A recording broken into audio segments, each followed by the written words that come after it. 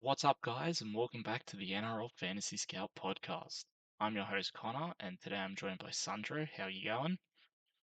Good man. Keen to talk about the edges. Very interesting position this year. It is. And we are also joined by Artemis. How are you going, Artemis? I'm good, Connor. Yeah, Sandra, there's a lot of good cheapy options that we've got, which we'll talk about. I'm keen. Yes, I too am keen to dive into these edges as there are more great options and we are spoilt for choice in this position. Unfortunately, our fourth member soon is on his flight home as we currently speak, but he will be back for the next one, so stay tuned for that. On today's podcast, we're looking at the edges. Remember, if you're enjoying these preseason podcasts, please leave a like on the video, subscribe to the channel, and comment below any of your thoughts or feedback. If you're listening on Spotify, please leave a 5-star review. Every rating goes a long way, and we really appreciate it. Also, we have launched our premium service where you can have access to unlimited personal team advice, a full list of player minutes and point projections when the season opens, in depth player previews, and much more. We're also running a preseason discount at the moment, so if you're interested, we'll have a link in the show description to that. Now, the edges, they're still decent scorers and provide us with a lot of good base points, but I feel as if the true value in those second rowers are the ones who can punch holes in the defense when running a strong line, occasionally crash over for a try, and that just boosts their scores with more attacking stats. Like each year, Hudson Young somehow averages high 60s to 70, and that just gives you that 25-point advantage over a conservative 45-point scorer from another edge, like Teague Coulton. Would you agree with this, Sandro? And if so, how does this affect your decisions when picking your edges? Yeah, I do agree. Those players that play in good attacking sides tend to do better. Um, or if they just have like a good half next to them that feeds them, that helps as well. Um, this year the outlook's a bit different. We have lots of cheapies available, and those premium guys probably won't be considered as much as they have in the past. But yeah, this year I'm approaching it more with a value mindset. Whilst there is still some undervalued premiums, there's too much value on offer in the cheapies and mid ranges to look at them, I think. Yeah, I like that a lot too. And you, Artemis, what are your thoughts? Well, Sandra literally took the words out of my mouth.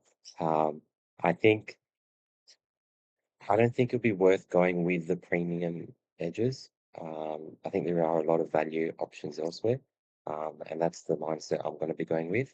I think there are a couple premium or mid to premium price edges, which I am thinking about, that have decent attacking stats, and there is potential with new look teams, which I'll talk about. But for me, I'll be purely looking for value and see if I can fit in a couple premium edges. Yeah, this year I feel as if because we always start with a limited amount of money and we've always got to build it up like 3 million before we can start buying all the keepers in the game and move towards that end game team. And I feel like Edge is really a good value position with our limited funds at the moment. But enough of that, let's jump into the premiums. Our first player is Dylan Lucas, usually always fantasy relevant, but this year there's a bit of a difference because he loses that dual position with edge and center. At 723k, is he still as appealing without that center position, Alessandro? Yeah, the losing the center position is a big loss. There's a lot of value there for him last year, and now that's gone. Um, I don't hate him. Like it looks likely he'll be next to Dylan Brown if Brown plays left half. So he could get really good. He could get fed really good ball. He runs his good lines. Like we already alluded to, it's hard to start with someone at his price point, given all the value that's available. Yeah, I agree. For me, the big thing is his center position that is lost. I think another thing that doesn't make him too appealing for me is his injuries. We saw him cop a few last season, and he was out for an extended period of time.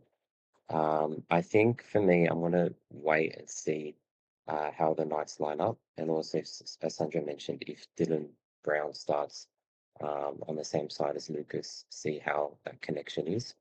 Um, I think there is another Knights edge player that I'm more keen on, which I think we'll all talk about later. We're all keen on him. But yeah, I'm just going to wait and see, and potentially during the season, I pick him up. Yeah, that's an interesting point with those soft tissue injuries he got last year. Those tend to linger, but also, Yeah. as you said, the 700k price point for an edge who, whilst he averages 58 when he plays second row, he has been prone to a low 30 score. And when you can save half the price and pretty much pay for the same output, I think it's not one to start with. That being said, if the Knights improve in attack, he should do well, even better than usual, but that's a big if, as they are the wooden spoon team. Next up is your boy, Jacob Preston. Both of you, he pretty much revived the dog single-handedly. 720k. Would you look Yeah. at him? I don't know why you're laughing, Sandro. I'm not wrong, but you I, can I open wouldn't this say I one. wouldn't No, say single-handedly. He's a great player, but we've had some support, I think.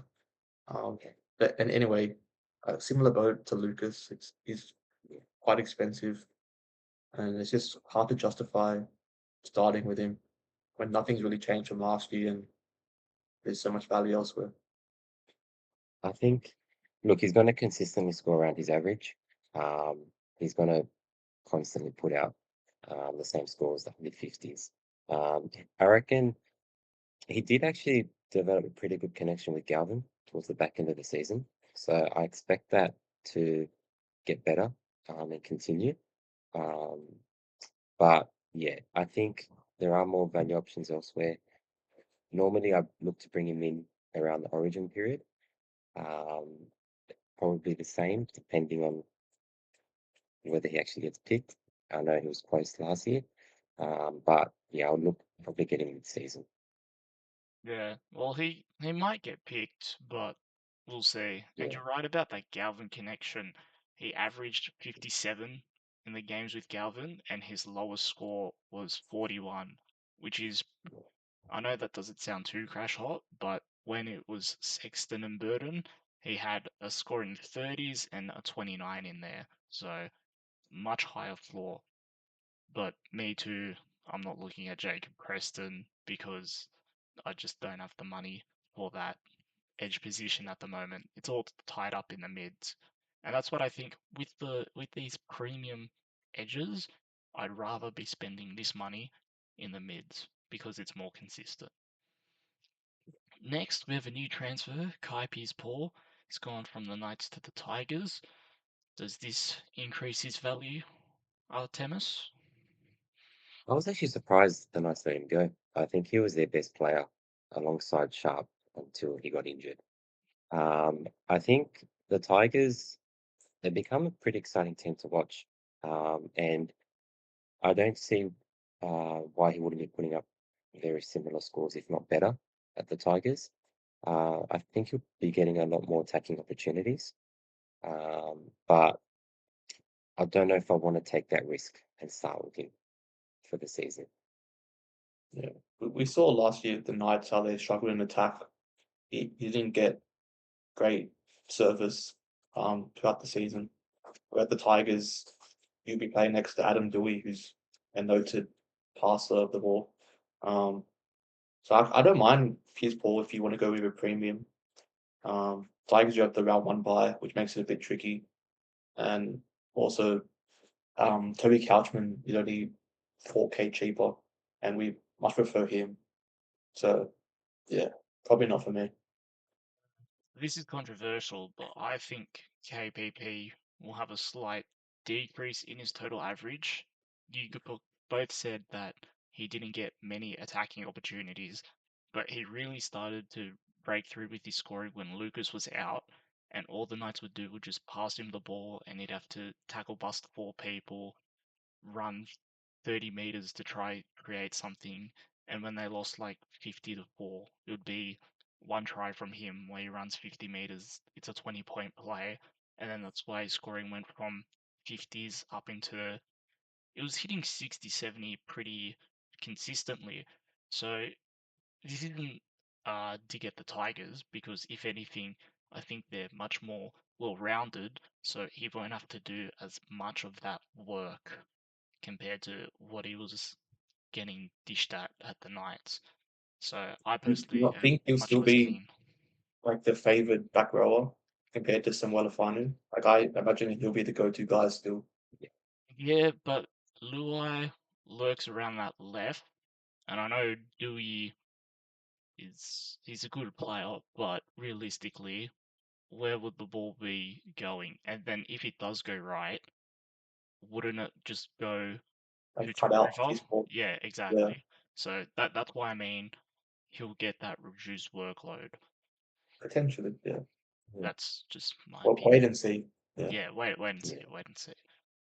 Next is Toby Couchman, but we already discussed him in our mid episode. So if you want to hear our thoughts on him, be sure to check it out on our channel. Then, Beau Fermor, struggling Tigers side, another person to lose his dual position centre position, and does that also worsen his output? Sandro. Yeah. Similar to Lucas, he loses DPP, which was such a big kicker for him last year. Um, and yeah, Titans, they're going through like yet another rebuild, it seems. Lots of new faces. Um, yeah, there's just too much risk and not much upside here. I agree. I think he's got potential for high scoring games, but it's just too inconsistent. And last season we saw him a couple games move to center, and I think he even started center a couple times as well. Yeah. So yeah, for me, I'm not keen at all. Yeah, even owning him last year towards the end of the year, it was so frustrating. He'd be Teamless Tuesday, wind up in second row, and then an hour before kickoff, or Jojo Fafita or Brian Kelly's injured, so both of Yeah. them was going to the centers, and that just tanked his scoring. So, it wasn't the best or the most fun asset to own, and I think he is the worst of the premiums just because of that uncertainty.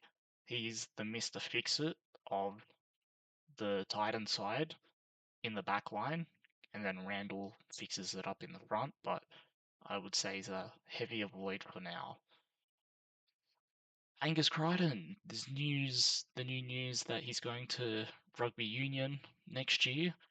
Is he going to make a one last final statement this year, Artemis, or is he just going to quietly exit? I'm actually very considering getting him. I really like him. I don't mind him at all. As you said, it's last year in the NRL. I think definitely he's going to go out on a high, especially like you. I think you mentioned a couple podcasts ago. Roosters are going to be a very strong side this year, and I agree. And we all know his attacking abilities, and I think with Cherry Evans on his edge, he's going to be getting a lot more um, attacking opportunities.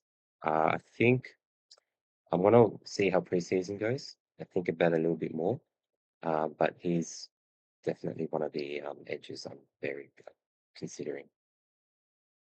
Have you seen something on DC's side? Guys assume Sam Walker would be the left half. Is But it? I DC thought always it plays was. right. I think that too. I know I Oh, think was it? DCE will Okay. get the priority because he's not there for too long. And Is it? at this part of his career, he's not just going to switch edges, but he could surprise I us. thought. Am I? Maybe I'm thinking too Crichton's No, much. left edge. yeah, Yeah, yeah, no, I know. I thought for some reason I saw somewhere that Sheriff was going to be on the left, walk on the right. Yeah. it's up Or, in the air, but yeah. Okay. we think DCE Okay. gets first priority over Sam Walker. I know that's I feels looked at like Okay. all the data I have on which side DC's played on, and he's never played left half in his whole career. yeah. Okay. Yeah, so it's Okay. a possible, but anyway. Yeah, Crichton is he's cheaper than usual, and he had a pretty quiet season last year by his standards. I'd say he had a few point reduction based on of 2024. Um, I could see him bouncing back. Um, yeah, I don't mind him. I don't have him currently, and I probably won't have him. but I don't mind him. He is devastating when he's on his purple patch, but I think by the end of the year they're going to slowly phase him out in terms of he won't be getting those 80-minute games. Like they have Blake Steep coming through, and he's a big boy, and he's built for second row, and I think he'll be the Siwa Wong of the last 2 years, where he's now being transitioned in, and the Roosters they're moving towards the future of Wong and Steep instead of Radley and Dryden. What So about Feketi? Do you think Steve over Feketi? I think Feketi's more of a back row I than think Steve. Pickett, But yeah, I both good though. I think Steep is the better player, and Yeah. I think Fiketti is much more suited on the bench because of his versatility. I know Steep has played minutes all over the field too, but yeah, Yeah. Steep in Cup when he plays edge, he's a handful. He's very good. That's Yeah. yeah. Jack Williams, we also spoke in our mid episode, so check that out. And next we have a person who had a down year. Olakwatu, faced with injury and just struggled in that Manly side. With DC gone, will Fogarty revive him this year, Sandro? I'm not sure. Like DC and him had a great connection that they built up over many years. Fogarty's the new guy, so it takes some time to build that same connection.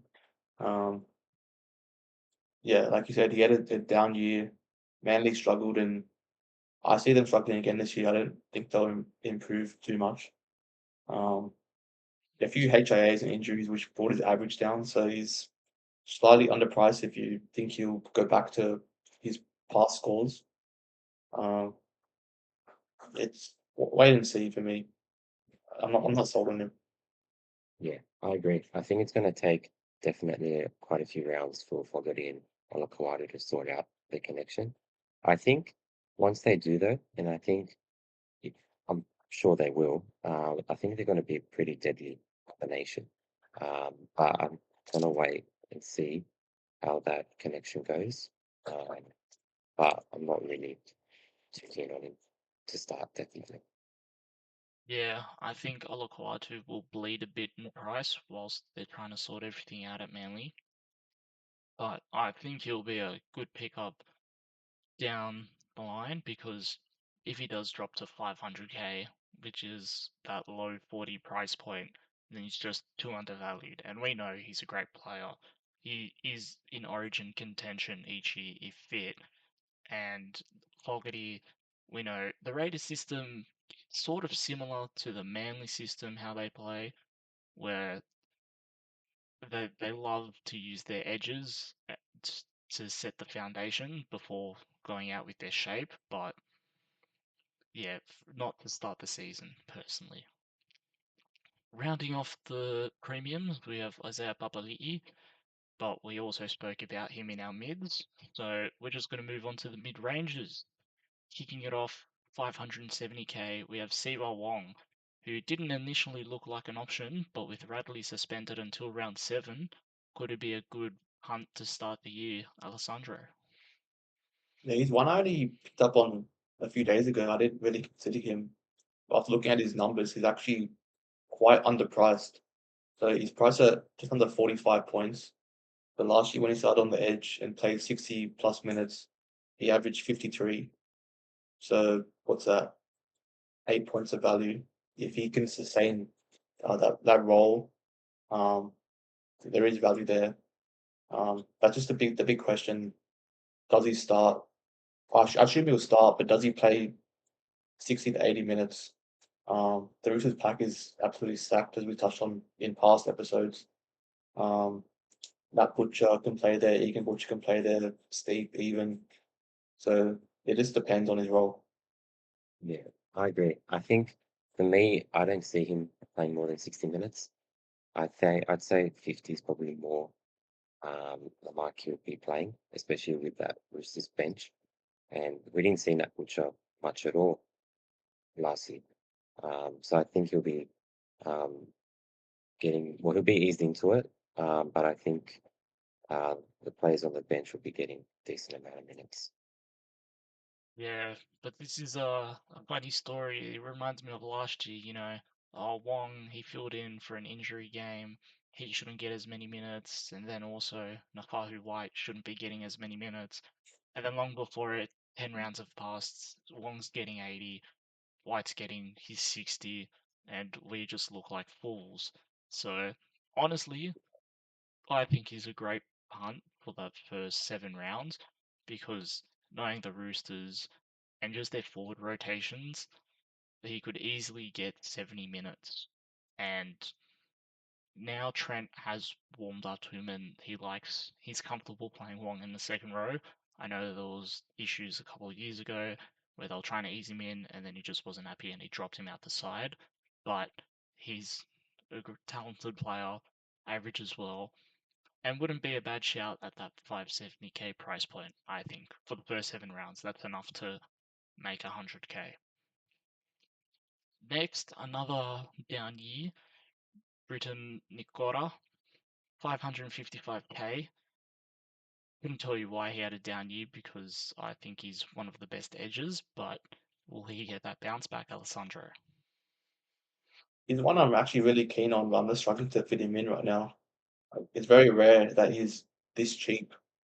Um, he's priced at 43.6, and he dropped his average from 2024 to last year quite a bit. Uh, he had some injury issues.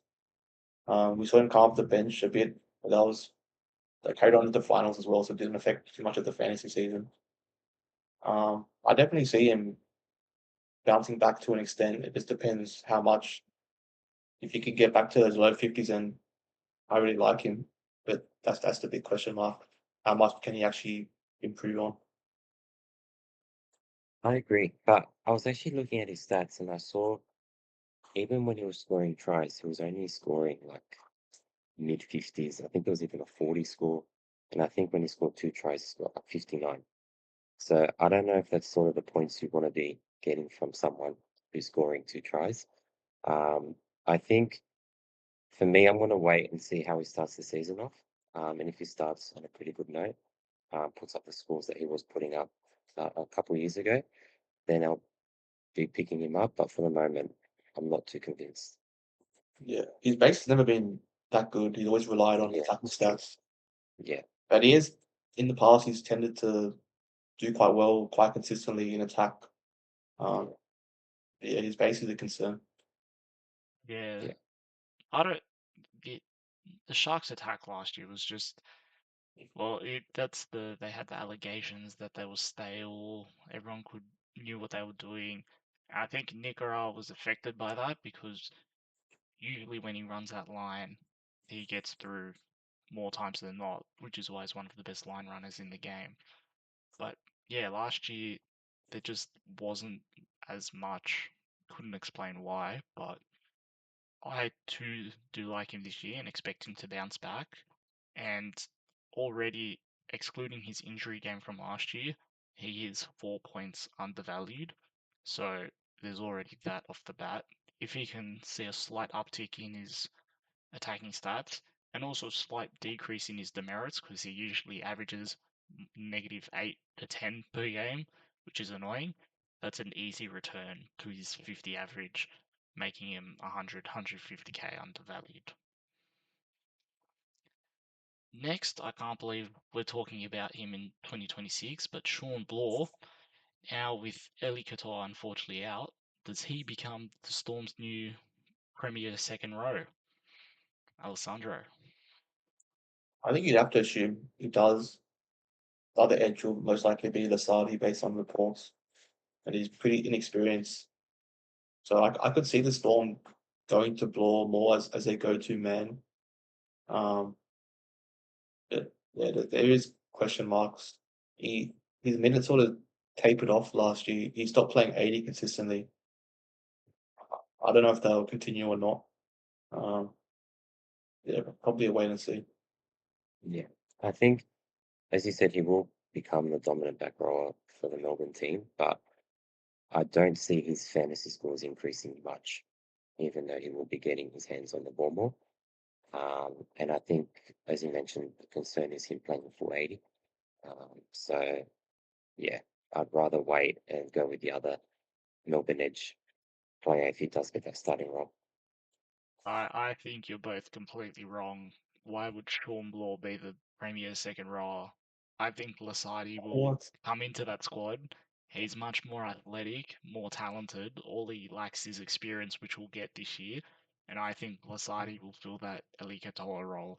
Sean Blaw, he's a solid player, but that's about it. He's not groundbreaking, which is what you want from your edge, you know. We know how Eli Katoa played, and you really think Sean Blaw's going to fill that gap. As you said, he experienced decreased minutes last year. I thought that was personally the Storm falling out with him, and they were going to. I thought this year they were going to put Lasardi instead of Blaw, but now with Katoa out, I think they have to keep Blaw. But yeah, Well, I hope for Lasardi's sake that you're right and that Lasardi gets more ball. I Yeah. really like Lasardi as a player. When he came off the bench last year, I was thoroughly impressed. You don't think Joe Chan will get the edge spot over Lisaki? No, no, just stop that. Oh, no, I just want to see what you'd say. We're speaking about him later anyway, but Yeah. I think I removed him actually. So, Joe yeah, Chan. Yeah, we Yeah, oh, had Joe yeah. Chan initially in our list, but we got rid of yeah, him. He's a pretty terrible player. he is, he is.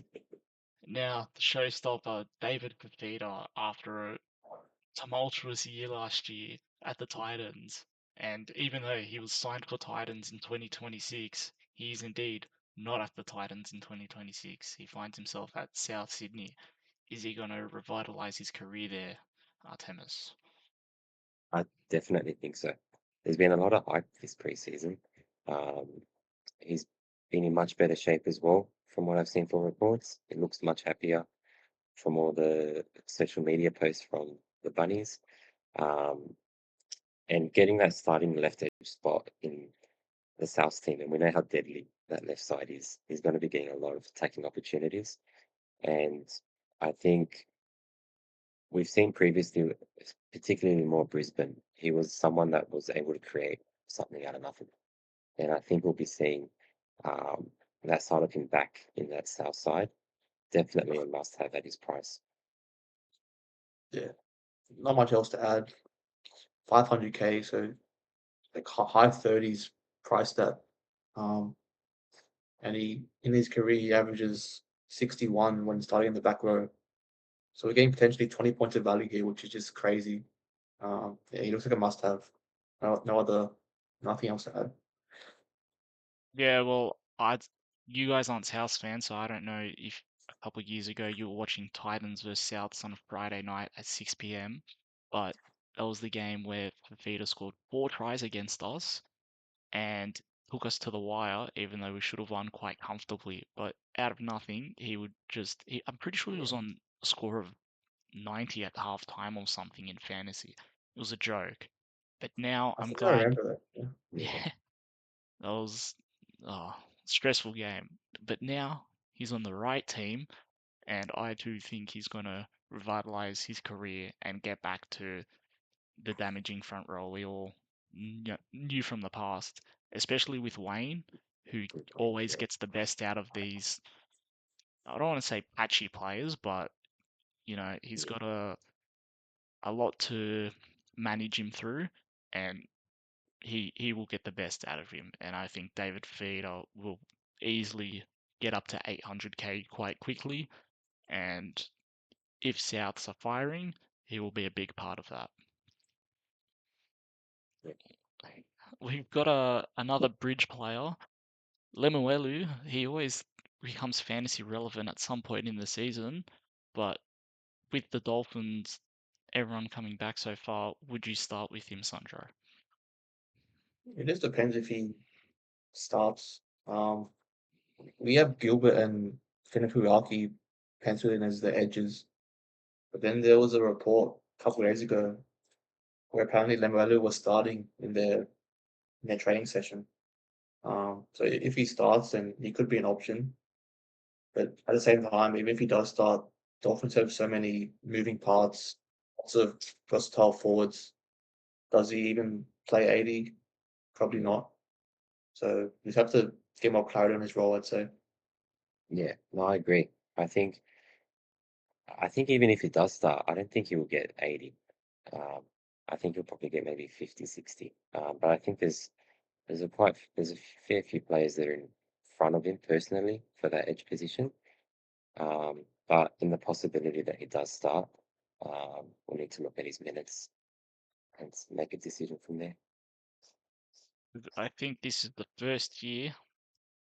You know what? I'll put a hard blanket on it now, but might change in the season. I'm not going to get invested in Lemuelu because it's always on Tuesday when someone's injured, he's listed there, and then last year, 3 weeks in a row, he got moved to the bench an hour before game time. So that was a great use of two trades to get him in and get him out for nothing, but I personally would stay clear. He's a great player when he plays, and even last year in his 20-minute stints, there was a period he scored 3 games in a row or something and blew it out of the park, but that's just not consistent and is not what you want for that 450 price mark. Yeah, he was so good off the bench last year. He I don't see was. why they would change that. Mm. The next player, another one in the big 26 still somehow, Luciano Leilua, 430k, looking fit as ever in preseason, but it's another story we hear quite often at the Dragons. Are we buying into it, Alessandro? I actually might. Like you said, he's looking really fit in preseason. I think he's dropped like 10 kilos or something, which is crazy. Um, yeah, he's priced at 33.8. I looked at his stats when he starts in the second row across his whole career, and he plays 60 plus minutes. He averages just under 50. So that's a lot of value if he does get that role. Um, it just depends. It looks like he'll start over Hadengahu, but Hadengahu still might make the bench. Um, so we need to get some clarity on the role there. Yeah. I think even if he does start, for me, the main concern is his minutes. Like last year, we saw uh, it was constantly changing from starting to bench. And I don't know the exact amount of minutes he was averaging last year, but I think it was probably what 50, 60. Does that sound about right? Yeah, But I think if he's coming off the bench, I don't know. I don't really see him as a good option. If he starts and gets a decent amount of minutes, then definitely. But I don't really think I'll be playing or going with that risk of starting him and hoping that he'll get 60 minutes. I'd rather wait.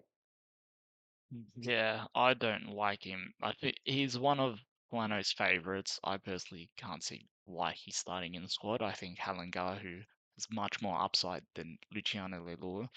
But also, it's Dylan Egan's spot for the taking when he comes back. And that could easily be round, I know it's predicted round 10-ish at the moment, based on last year, but he could come back at that 10, 11-month mark, which would be round 6-ish, which isn't enough time for Leilua to make that much money. So personally, I would avoid for now because for a bit cheaper, there's another Newcastle Knights second rower. We know they love an edge there.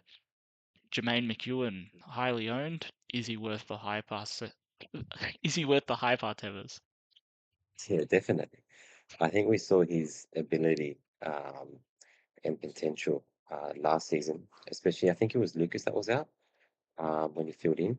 Um, Correct me if I'm wrong. Is he playing on opposite edge this year? Yes. yeah. Yeah. High piece So I on think, right side. yeah, yeah. So I think even though it's different edge side, I don't see his average dropping much in terms of points compared to last season. Getting the full 80 at his price, there's a lot of value there. Yeah, he seems like an obvious pick. Price around 32, and he averaged 45 points last year. And he played 80 minutes. Um, so that's like 13 points of value. The he was in my team, or he's in my team still. But with all these guys like Lasardi and Patson popping up, like I can see an argument where you don't start him. Like he is good still, but with all these other options, do you guys think maybe you don't need another second rower? As someone who is that argument, no, I do not have him because as you saw in the team reveal video, I've got Couchman, Fafita, Lasardi, and Paxton. That's already 4 edges put into 2 positions. We got to factor in other cover in our squads.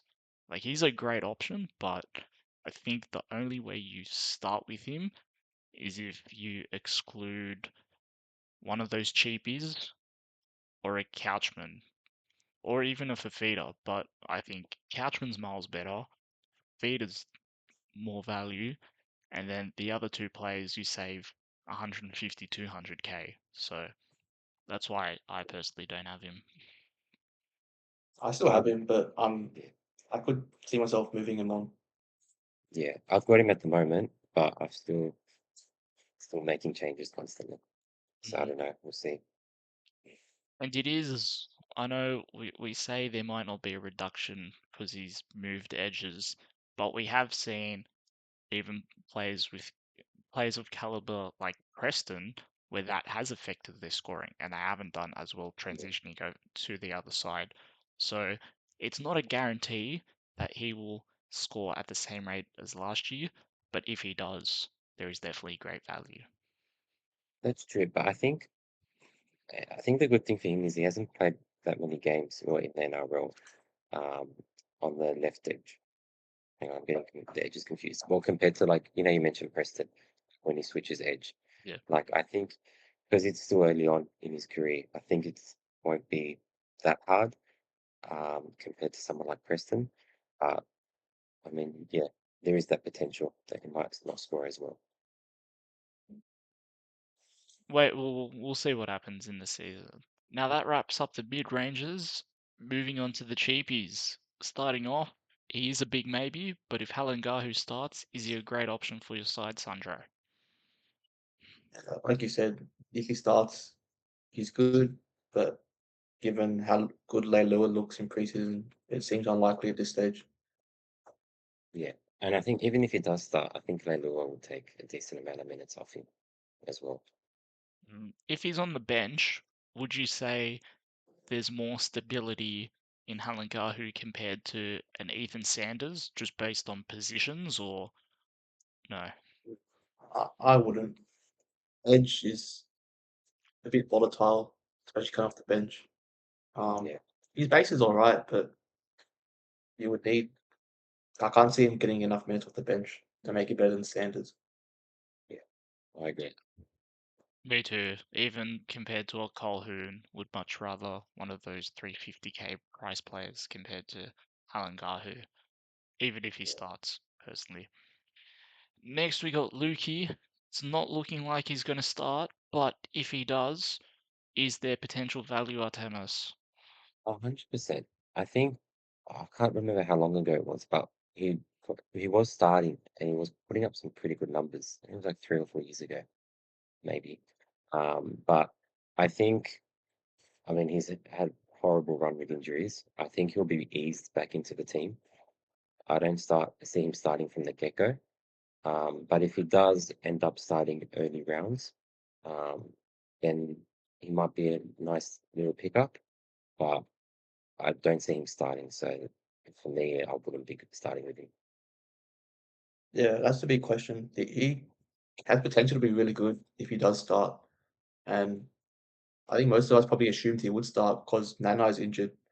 But Yeah, apparently, Sam McIntyre is training second row ahead of him, and the Cowboys want to like ease Lukey back in. So have to wait and see if he gets the starting role or not. Yeah, that being said, he did tear his ACL in the preseason last year. So he would have, by season start, he would have already had a year. So that could definitely change. I know McIntyre's training there now, but he's still in that recovery period. Whereas give it a month time when we're in March, they're in Vegas. Much better outlook on his ACL recovery. Time heals, he could get the second row spot. If he does, in the games he's played 60 minutes, he averages 45 to 50 points. Being priced at 24, he would be a gold mine. But again, it's a big if for he has to start. Do we If he see? gets the role, sorry to cut you off, but if he No, no. gets the role, like where do you guys rank him in the cheapie like ladder? I would. He'd still be. He still might be Cheapies, we're talking the. Are we Lasardi and Patson, right? for all Or yeah, positions? and not everyone as Or well. everyone. I'd say Yeah. third, but Who I'd would put you him up. take out of your team to get him? I would take out a center or wing fullback spot and have less coverage No there. cover. Yeah, I'd have the I'd one go with him over one Billy of Bird. Lasardi or Patson personally. I think. Yeah. Yeah, but even okay, if let's say someone has a Marnie and a Hayward or a Marnie Hayward Cheese, I would Yeah, pick either one of Lukey them. over Cheese. Like in overall Yeah. 300k or less players, I think he's the third best. I'll be taking Haywood out for Yeah. Yeah. Lukey. At the moment, I only have Hayward and Brandon Smith, so I sort Yeah. of need two The Yeah, hookers. coverage. exactly, Yeah, exactly. But that's if It fair. that's not all an option, depends. yeah. Yeah. Now, the next player, we'll talk this preseason, and for good reason. Lasardi in Melbourne. Will Bellamy get the best out of him, Sandro? Will he fill that Katoa role? Well, if anyone's gonna get the best out of him, Bellamy's the man. But yeah, looks like he's gonna start on the edge with unfortunate injury to Eli Katoa. Yeah, he seems like a pretty obvious pick. Even if he doesn't get 80 minutes, he's still good value. He's a pretty damaging ball runner, as we've seen in his limited time so far in the NRL. Yeah, we project him for probably high 30s, low 40s. So it seems like an obvious pick. Yeah, I agree. And I think going off back what you said earlier, Connor, how you reckon the side is going to be the more prominent um, back rower compared to Blore. I think starting off, it will be Blore. And then after a few games, particularly mid-season, it's going to switch. And the side is going to become that prominent um, ball runner and the edge rower for them. I definitely like even I think we've got him for 60 minutes. Even if he somehow plays less, there's still quite a few points of value on offer. But yeah, he's in my team, and I think he should be in most people's teams. Yeah, I think to start the year, Lasardi will share minutes with Joe Chan. But even at that, even though he's not getting the 80, I still think they're going to go down Lasardi's side so much more than Blore because of what a damaging ball runner he is. Just the athleticism and talent that he has, I think he's their future when Eli Katoa returns, and it will be Lasardi and Katoa. I'm very high on him, as I said last year when he came off the bench. He was a good watch, and you can definitely tell that he will be the future at Storm. So I think he will be the main person in their edge attack over Blore. And next, we've got Paxton, who wasn't really relevant until Titans preseason news, where it was leaked that he's somehow going to be the starter on the right edge for the Titans. That being said, Titans forward pack is another rotating windmill, so is he worth that price, Alessandro, with that uncertainty? I think he is. Yeah, he sort of came out of the blue. Like Randall played edge last year, and we sort of expected him to keep that spot. But now Randall's moving to the middle predominantly, and Patson looks set to start. Um, yeah, he's super cheap, so you don't need too much of him for him to be good value. He played a bit last year, and he looked pretty good.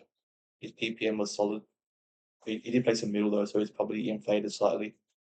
Um, Still not sure if he'll play 80. Um, Even if he plays 65 though, he's pretty good value. So he's in my team for now. I think even if he still plays like 40 minutes, there's still some value there. He's another player I think who's a must-have.